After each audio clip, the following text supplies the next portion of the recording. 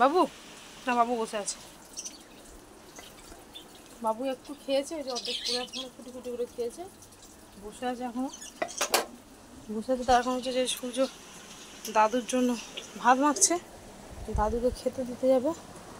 আর দাদুর ওষুধ বার করে নিয়েছে সূর্য? হ্যাঁ কই, এই তো দেখতে পাচ্ছি দাদুর ওষুধ এখানে।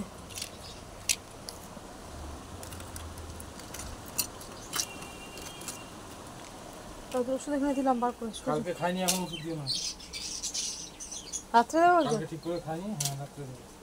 তবে দাদু এখন ওষুধ খাবে না বলছে, ভাতটা খাইনি, রাত্রে ঠিক করে খাওয়া দাওয়া হয়নি ওর। আর আমি এইটা সূর্যকে আমি অর্ধেকটা করেছি, সূর্যকে বসিয়ে দিয়েছিলাম এখানে। আর এদিকে হচ্ছে রান্না, এই যে ভাত বসিয়েছি, রান্না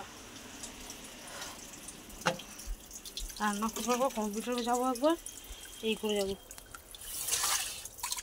তার মধ্যে আজকে যা রোদ্দুর দিয়েছে না, ধারণার বাইরে। বসো বসো, দেবে দেবে দেবে, কেউ বাদ যাবে না বাবা। আমাদের বাড়িতে আমরা দুজন বাদ যেতে পারি, এর বাড়িতে কেউ বাদ যায় না। ওকে অল্প ভাত দেবে, ওগুলো খেয়েছে তো, মিঠে পিঠেগুলো খেয়েছে, আর বেশি খাবে না দেবে, এমনিতে ওর খাওয়া কম।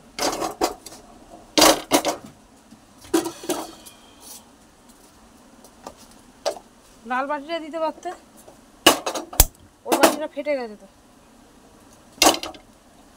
অতটা ভাত খাবে কি?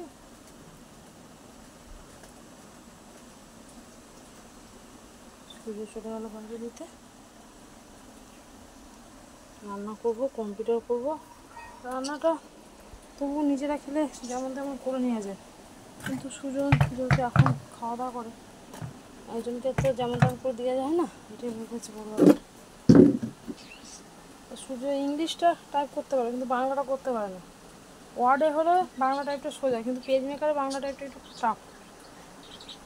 যেমন ওয়ার্ডে এতে এ পড়ে মনে হয়, কেতে ক, আর আমার হচ্ছে যে পেজ মেকারে এতে মো, কেতে আকার, মানে টোটালটাই উল্টো। ও বাংলাটা একদমই পারবে না, ইংলিশটা পারবে বলে তাই ওকে বসিয়ে দিয়েছি।